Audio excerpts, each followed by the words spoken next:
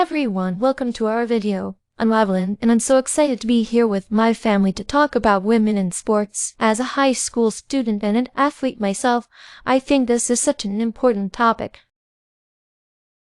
Women have made incredible strides in sports, but there is still a long way to go. Let's dive into this discussion. Can someone explain a bit more about the history of women in sports and why it's such a significant topic? Sure, Evelyn. Women have faced a lot of challenges in sports over the years. For a long time, sports were considered a male domain, and women were often discouraged or even banned from participating. But things began to change in the 20th century, especially with the passage of Title IX in 1972, which prohibited gender discrimination in federally funded education programs, including sports. That sounds important. Grandma, can you tell us more about Title IX and its impact? Of course, Title IX was a game changer. It opened up opportunities for girls and women to participate in sports at all levels. Before Title IX, women and girls had limited access to sports facilities, teams, and scholarships. After its passage, schools were required to provide equal opportunities, which led to a significant increase in female athletes. That's true, Mom. I remember you telling me about how different things were when you were growing up. I think women in sports is a crucial topic because it promotes gender equality and empowers young girls. Sports can build confidence, teach teamwork, and provide opportunities for scholarships and careers. Mom, do you agree? Absolutely, Evelyn. Sports had been a big part of our family. They teach valuable life skills like discipline, resilience, and leadership. It's important for young girls to see female athletes succeed, so they know they can achieve their dreams too. I've played soccer since I was a kid, and it's given me so much confidence. I love being part of a team and pushing myself to improve. Mom, what was your experience like?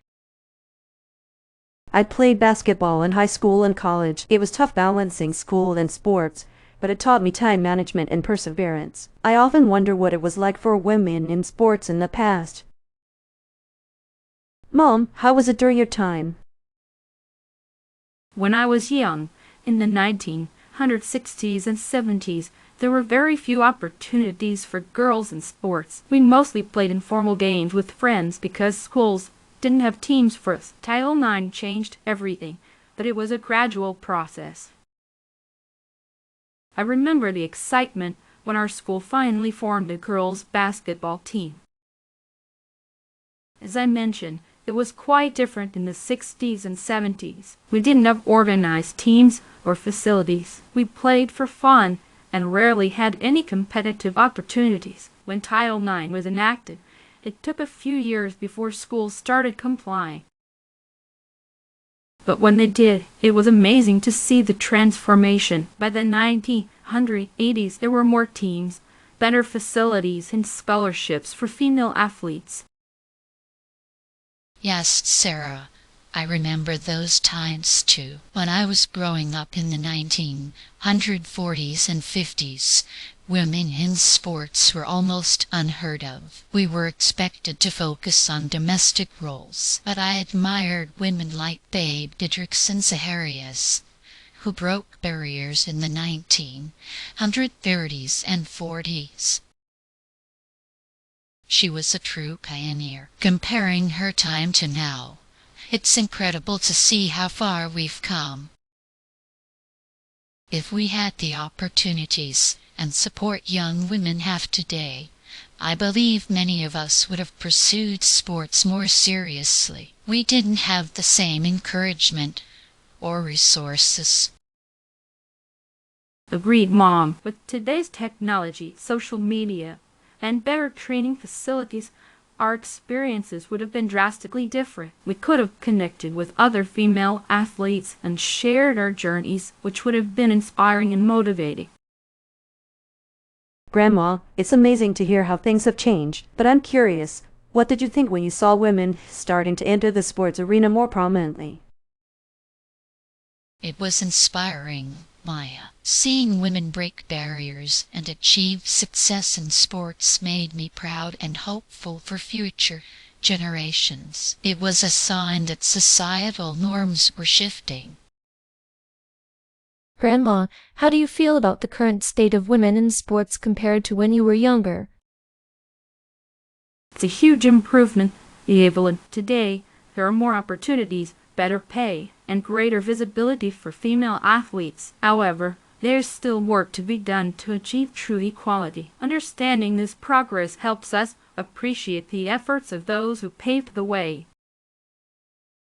I think one of the merits of women in sports today is the role modeling it provides for young girls. It shows them that they can excel in any field. However, there's still a disparity in pay and media coverage compared to male athletes. We need to continue pushing for equal recognition. Agreed, Mom. A drawback I've noticed is the pressure on female athletes to maintain a certain image, which can be harmful. Promoting diversity and body positivity is essential. In the past, we didn't have as much media exposure, so we didn't face the same scrutiny. But the advantage was that we played purely for the love of the game. Today, we need to balance media influence with the true spirit of sports. Back in my day, the lack of opportunities was a significant drawback, but it also meant that those who did succeed were incredibly dedicated and passionate. We should find a way to combine that passion with today's opportunities to create a more balanced environment. To wrap up our discussion, we talked about the progress women have made in sports, the impact of Title IX, and personal experiences across generations. We highlighted the importance of role models, the need for equal recognition, and the balance between media influence and passion for the game. Thank you all for your valuable insights. Thank you for joining us in this enlightening discussion on women in sports. We hope you found it as inspiring and informative as we did. Until next time, stay active and keep supporting women in sports. Goodbye.